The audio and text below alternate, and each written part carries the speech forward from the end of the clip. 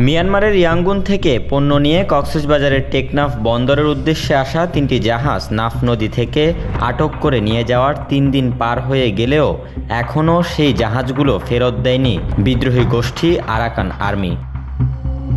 গত 16 জানুয়ারি বিকেল 4টার দিকে বাংলাদেশ মিয়ানমার নাফ নদীর জলসীমা নৈখাংদিয়ায় তল্লাশির কথা বলে পণ্যবাহী 3টি জাহাজ আরাকান আর্মি আটকে রাখে। জাহাজগুলোতে 50,000 বস্তা শুটকি, সুপারি, কফি সহ বিভিন্ন পণ্যের আনুমানিক 40 কোটি টাকার মালামাল রয়েছে বলে জানা গেছে।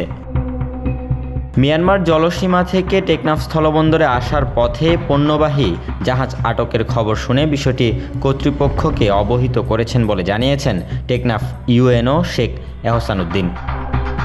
Desk report, news now 24।